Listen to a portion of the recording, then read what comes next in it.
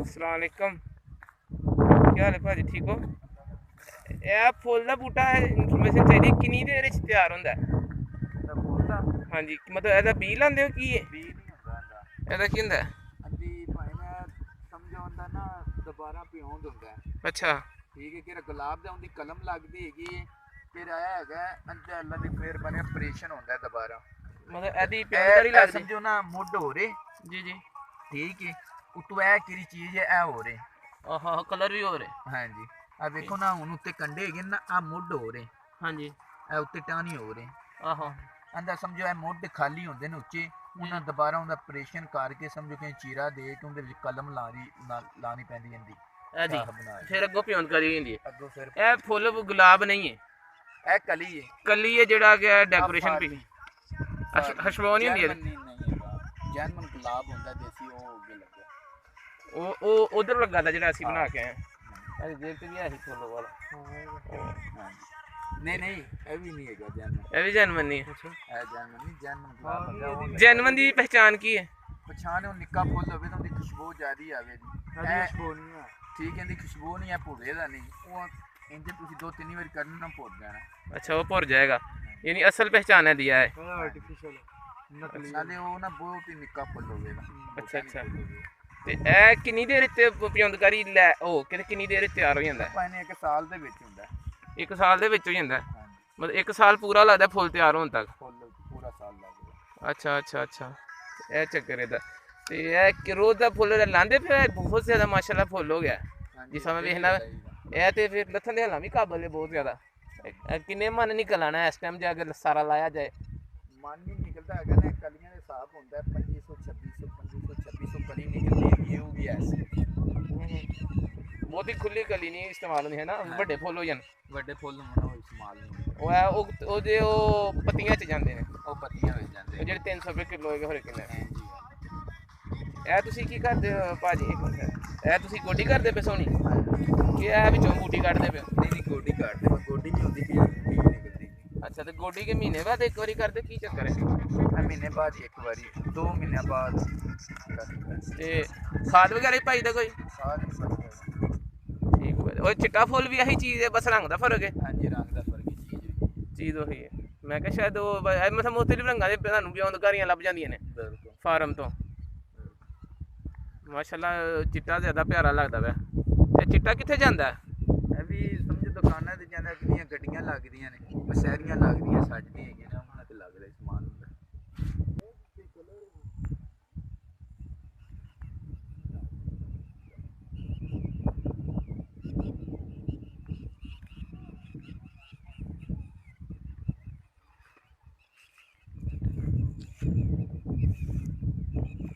ਇਹ ਫੁੱਲ ਠੀਕ ਹੈ, ਸੇਮ ਹੈ। ਬਹੁਤ ਪਿਆਰਾ ਹੈ।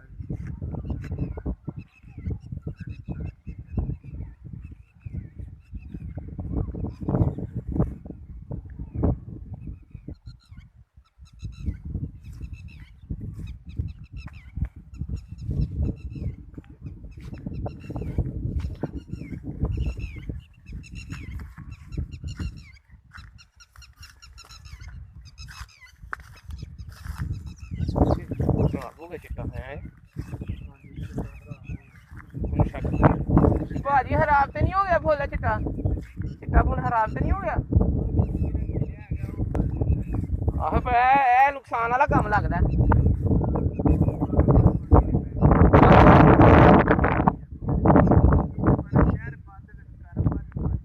ਜੀ ਜੀ ਉਹ ਖਪਤ ਹੀ ਨਹੀਂ ਹੈ ਦੀ ਜਾਣਾ ਹੀ ਨਹੀਂ ਕਿਤੇ ਤੇ ਪਿਆ ਪਿਆ ਖਰਾਬ ਹੀ ਹੋਣਾ ਇਹ ਤਾਂ ਹੀ ਨਾ ਮਸ਼ਹਿਰੀ ਵਾਲੇ ਦਾ ਮਾਲ ਹੈ ਸਾਰਾ ਮੋਟੇ ਦਾ ਇਹ ਉਹਦਾ ਨਹੀਂ ਇਹ ਕਿਦਾ ਅੱਛਾ ਉਹਦਾ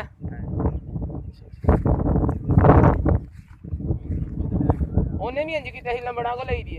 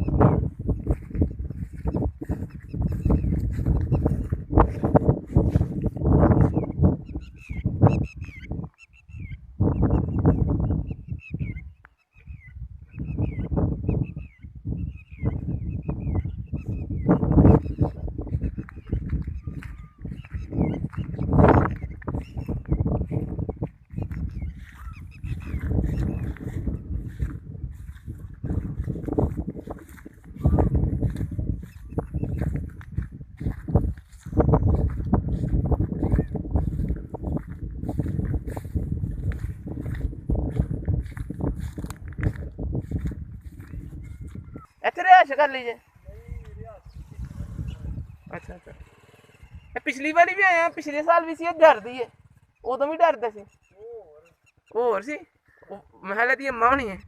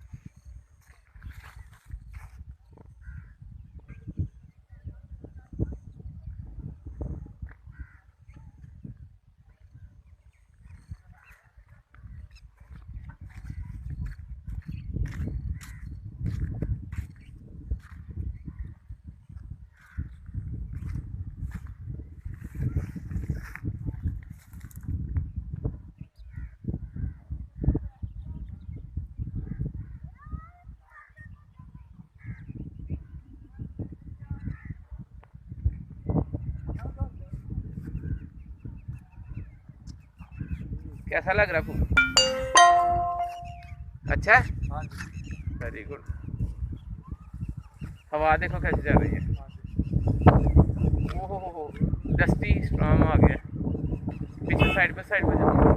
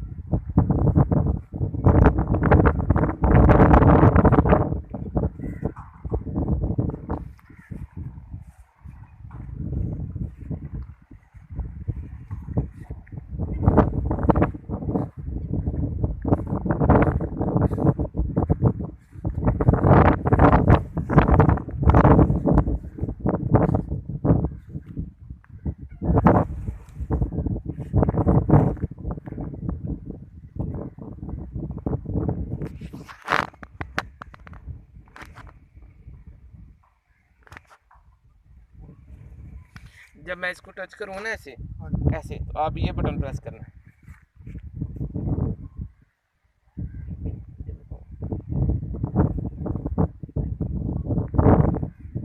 नहीं, जब मैं करके उसके बाद चली देगा।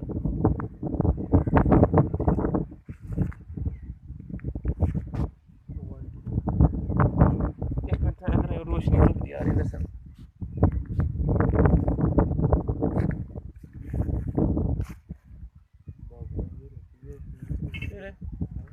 वो कुछ नहीं कर रहा, फोटो खींचने का। चलो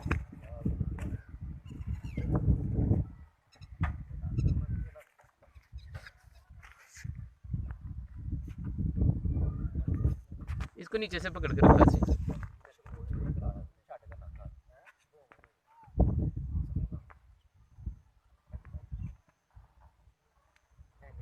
इसको पकड़।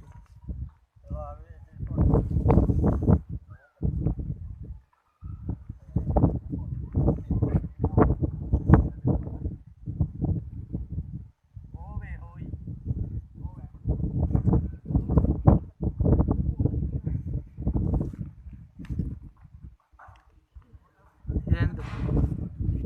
इसको जेब में डाल दो, ये कहेंगे लाई जाते बिन हाँ हम जे तो पा लै उत्ते पा लै, कोई मसला नहीं। उस दिन एक बारी मैं